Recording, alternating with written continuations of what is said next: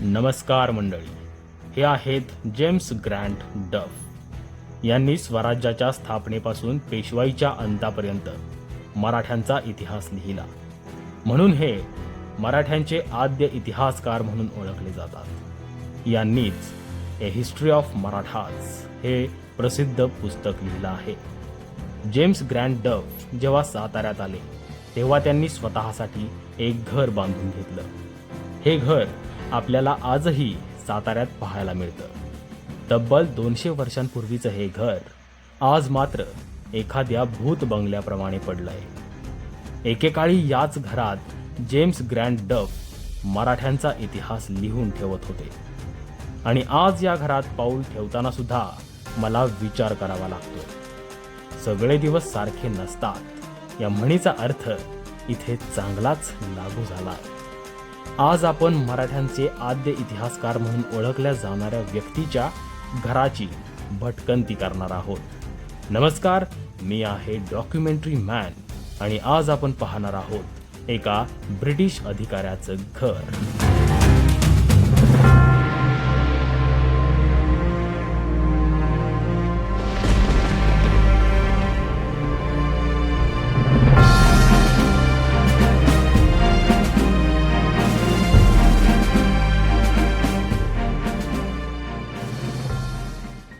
James Grant डफ यांनी वास्तव्य केलेल्या या घरामध्ये फिरण्यासाठी तुम्ही या नकाशाचा वापर करू शकता.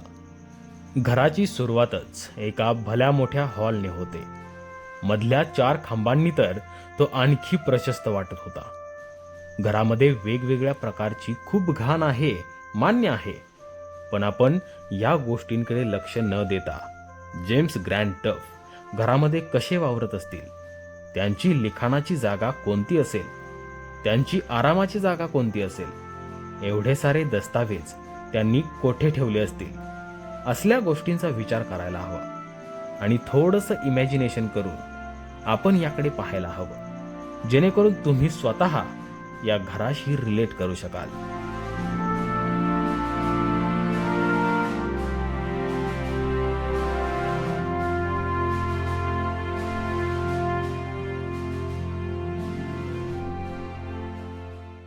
हॉलमधल्या डाव्या दरवाजातून आत गेल्यानंतर समोर एक निवांत कक्ष होता.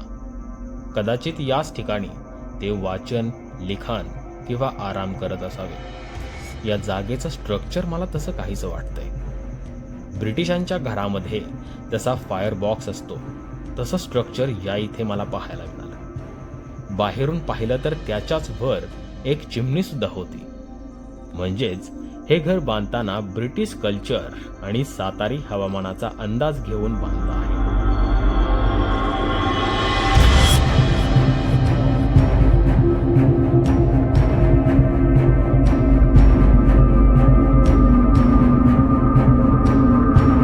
या घरात खूप साऱ्या जुन्या गोष्टी इकडे तिकडे पडल्या होत्या. आपण असं नाही म्हणू शकत की या गोष्टी जेम्स यांनी वापरल्या असतील, कारण जेम्स हे 1818 ते 1825 या दरम्यान या घरामध्ये राहिले होते. नंतर हे घर ब्रिटिश सरकारकडून एका पारसी कुटुंबाने विकत घेतलं होतं. हे कुटुंब काही वर्षे इथे राहिलं. त्यांनी या घरामध्ये काही फेरबदलही केले.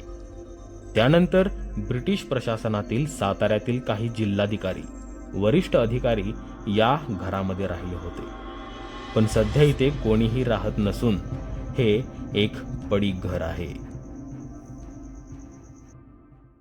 मित्रांनो, तुम्हाला जर ब्रिटिश आडनावांबद्दल काही माहिती असेल तर तुमच्या लगेच लक्षात येईल की जेम्स त्यांच्या नावापुढे 2 आडनावे लावत होते. ग्रँट आणि डफ ही 2 वेगवेगळी आडनावे आहेत, पण जेम्स त्यांचे नाव जेम्स ग्रँट डफ असे लिहित होते. त्याचं कारण तुम्हाला सांगतो. जेम्सचा जन्म स्कॉटलँडमधील बॉन्फ या ठिकाणी किनकरडाइन ओनिलच्या ग्रँट घराण्यात झाला. वयाच्या 10व्या वर्षी 1799 मध्ये जेम्सचे वडील जॉन ग्रँट यांचा मृत्यू झाला. त्याची आई मार्गारेट मिल्न ही ईडनच्या डफ या घराण्यातील होती. तिचा भाऊ म्हणजे जेम्सचा मामा इसवी सन 1824 मध्ये मृत्यू पावला. त्यामुळे भावाच्या मृत्यूनंतर डफ कुटुंबाची मालमत्ता जेम्सच्या आईला म्हणजेच जेम्सला मिळाली. त्यामुळे जेम्स ग्रँटला आईकडच्या घराण्याचे डफ हे उपनाम घ्यावे लागले. तेव्हापासून जेम्स ग्रँट बनले जेम्स ग्रँट डफ. जेम्सच्या वडिलांच्या मृत्यूनंतर जेम्स व त्याची आई उत्तर स्कॉटलंडमधील ॲबरडीन या शहरात आले. जेम्सने तिथेच त्याचे शालेय शिक्षण पूर्ण केले व त्याच शहरातील मारिशल विद्यालयात प्रवेश घेतला.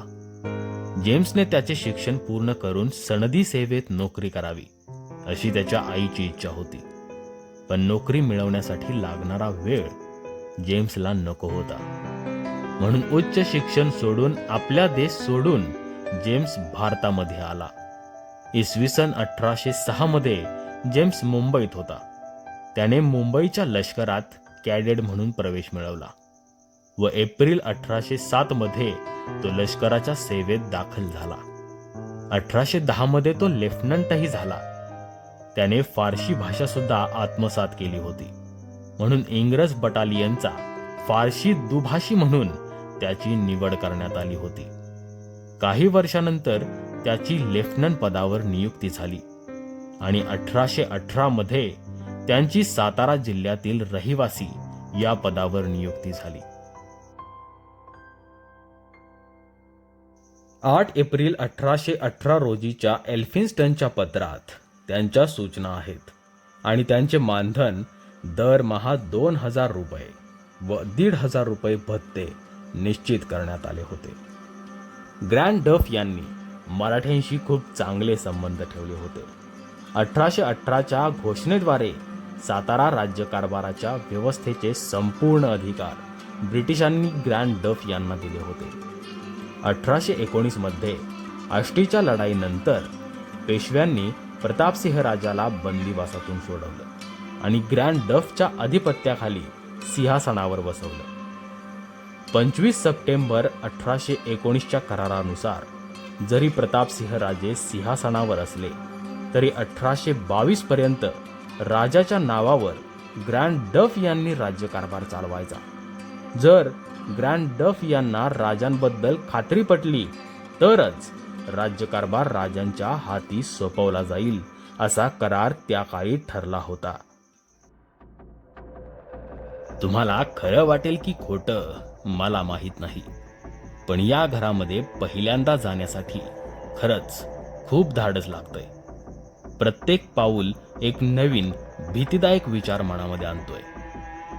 पण घरातली एकही जागा, एकही गोष्ट पाहायची राहू नये म्हणून संपूर्ण घर 3 वेळा फिरून घेतले मी आणि जे पाहिलं ते तुमच्या समोर आहे.